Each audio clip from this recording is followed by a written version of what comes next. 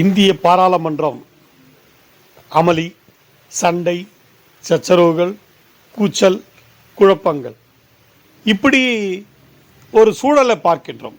இது எதற்காக? மக்களுடைய அன்றாட பிரச்சனைகளுக்காக இவர்கள் சண்டை போட்டுக் கொண்டிருக்கிறார்கள். அவர்களுக்கு செய்ய வேண்டும் என்கின்ற சட்டத்தை அமுல்படுத்துவதற்காக செய்து கொண்டிருக்கிறார்கள். இல்லவே இல்லை. ஏதோ ஒரு சிறிய பிரச்சனை. அம்பேத்கர் அவர் கடவுளாக அவரை வழிபடுவது பதிலாக கடவுளை வழிபடலாம் என்று ஒருத்தர் கூறியதாகவும் இன்னொருத்தர் அதை எதிர்ப்பதாகவும், இது உடனே இவர்கள் உங்கள் காலத்திலேயே நீங்கள் அம்பேத்கரை அவமானப்படுத்தி சொல்வதற்காகவும் இப்படி ஒரு அமளி. இந்த அமளியை இந்த ஒரு அம்பேத்கர் என்ற ஒரு பிம்பத்தை வைத்து பாராளுமன்றம் விவாதிக்கிறது என்றால் வேதனையாக இருக்கிறது. அவர் செய்த நல்ல காரியங்களை எடுத்து சொல்லி அவர் வழிதை பின்பற்றினால் எவ்வளவு உகந்ததாக இருக்கும்.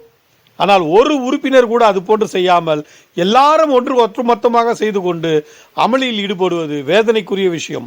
பாராளுமன்றம் நடத்துவதற்கு ஒரு நிமிடத்திற்கு, அதாவது ஒரு நிமிடத்திற்கு 2.5 லட்சம் ரூபாய் செலவாகிறது. இப்போ 2023 ஜூலையில் மட்டும் 144 கோடி ரூபாய் செலவாயிருக்குது.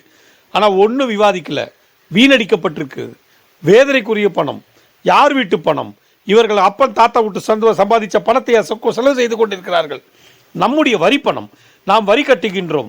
நம்மை வரி என்கின்ற பெயரில் எல்லாத்துக்கும் பிடிங்கி இருக்கிறாங்க. இன்னைக்கு காஃபி சாப்பிட்டாலும் வரி, உட்கார்ந்தா வரி, ஏந்தா வரி என்று வரியாக தீட்டிக் கொண்டிருக்கிறார்கள்.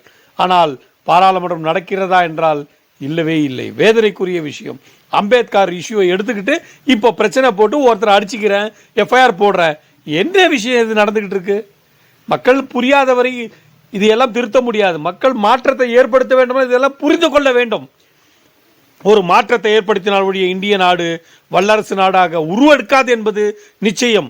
இப்படியே டிவைட் அண்ட் ரூல், அன்றைக்கு ஜேபி சொன்னது போன்று divide and rule politicians R the corrupt. தெரிஞ்சுக்கோங்க.